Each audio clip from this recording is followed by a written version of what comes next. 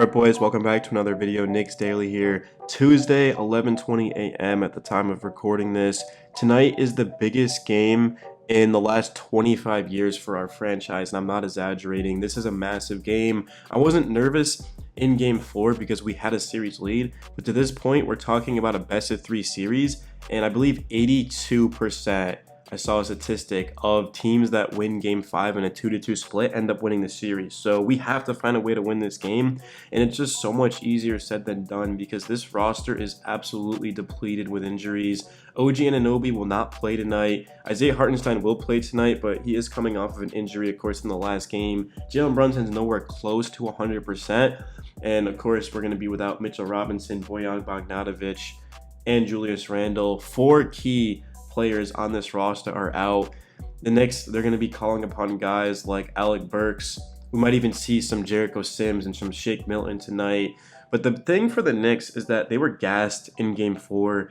They were exhausted.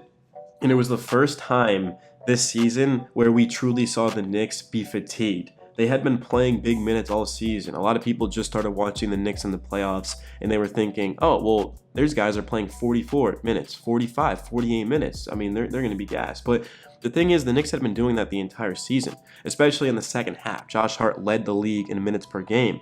But now it's catching up to them because when you lose game 3 the way that the Knicks did, you have a tie game. All you need is one stop, give yourself a chance. And Andrew Nembhard, who at the time was 1 of 7 from the field, he ends up knocking down a 35-footer. It doesn't even touch the rim. And then, of course, Jalen Brunson on the other end, instead of just taking a 3. I mean, Brunson had been the best player, in my opinion, in the playoffs offensively, and he tries to get a foul. And he technically was fouled before the shot, which should have set the Knicks up for 2 free throws, but he wasn't. So, and he ended up forcing up a 3 and airballing it. It just was not a good game.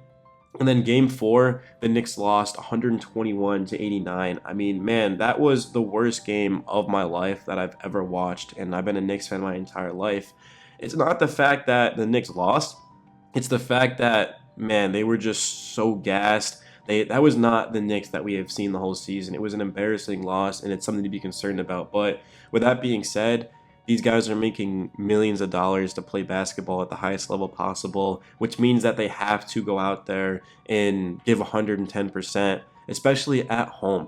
I mean, the cheapest Knicks ticket right now for a playoff game is like $400, I'm pretty sure. So you have fans coming all the way out there to support the team, spending money, maybe money that they don't even have, or maybe money that they have, I guess. I mean, if you're paying for that, you probably have a really good job, but you've got to show up. You've got to at least give energy because, I mean, that first quarter, the Knicks were outscored by 20 points. I mean, 34-14. The Knicks, not only could they not get a stop, but they couldn't score the basketball. Shots were short, and a lot of that is fatigue, but you've had a couple of days of rest, and you've got to just find a way to win this game because you don't want to go to Indiana down 3-2 in the series. And, of course, yeah, sure, you win that and force a game 7, but I mean, the Knicks in game 4 were tired. Could you imagine game 7? And even if the Knicks do get out of the series, like, what is it going to look like for Boston? I mean, there's just a lot to be pessimistic about, but we've got to take this one game at a time. Tonight is game 5, and that's really all that matters. And what is Coach Tibbs going to do? Is he going to go deeper to his bench? Is he going to give guys more time to rest? Probably not. If Tibbs hadn't switched up his mindset all season, why would he suddenly do it in game 5 of the second round? It just probably isn't going to happen, but man, it's just, I don't even know. Like, I really don't know how this game's going to go. It's the same thing with game 5. I didn't know how that was going to go. It ended up being a blowout. I mean, for all we know, the Knicks could blow out the Pacers tonight, right? I mean, you just never know. It's basketball. It's playoff basketball. Anything can happen. But I think the key is going to be getting off to a good start because the Knicks have not gotten off to a good start very often this playoffs. We've been down double digits pretty much every game this playoffs, and that's just not a winning formula. And you don't want to fall down 10 in this game. If the Knicks fall behind 10 in this game early on, I don't think they're going to be able to come back because they're already struggling to get stops, yet alone being able to score the basketball at a high clip and then be able to get stops. I mean, a lot of this was just the Knicks trading baskets, especially in game 4. The Knicks were scoring, but they weren't getting stops. So it has to go both ways. But Indiana, I mean, a lot of excuses could be made. The Knicks are missing players. A fully healthy Knicks team, this is a 4-game series in my opinion, but again, the Knicks aren't fully healthy, and they've got to find a way to get this done. But I just need to see more out of the Nova boys because they've been carrying us all playoffs, and of course, all 3 of them were just flat out bad in Game 4, and we got blown out, so it's no surprise. Josh Hart played 24 minutes. I honestly don't even remember him being on the court, and you just don't say that about Josh Hart very often. He's always the most energized guy in the entire game. I mean, he had like 17 boards the last game. He leads the playoffs in rebounds. That might have went down now because he only had 3 rebounds, and Jokic, I don't know how many he had last game, but Jokic might have passed him. But Jalen Brunson, 6 of 17. The thing about Brunson is that the shots were short. He didn't make a single jumper in this entire game. I thought Aaron Naismith did a great job defensively, but you can tell that a lot of the foul calls on Brunson aren't being called. The ones that were early on, the Pacers filed a grievance, of course, after the first 2 games, and since then, the officiating has switched, and it's not very fair for the Knicks, but it is what it is. And then Dante DiVincenzo was 3 of 13. He was a game low minus 40, had 7 points. Just didn't even recognize Dante out there, but this is one of those games that you just forget about, man. You don't want to talk about, you don't want to go and look at the tape, and you just want to learn from it. But obviously the Knicks did look at the tape because it's an NBA team and that's what they do, but we probably should start seeing a deeper bench.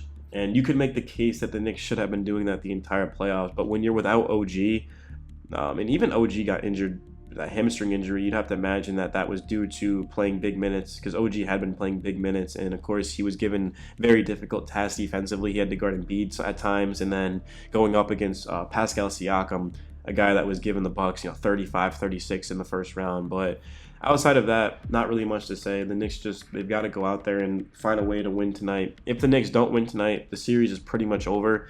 It's not just that history isn't on our side. 82% of teams that lose Game 5 in a 2-2 split lose the series, but it's also the Knicks just don't have enough in them to be able to go into Indiana and win that game and then come back into Game 7 and win that. I mean, it can happen. We've seen crazier things, but the reason why the Knicks finished with 50 wins, the reason why the Knicks finished as the 2 seed was for this very reason, to have home court.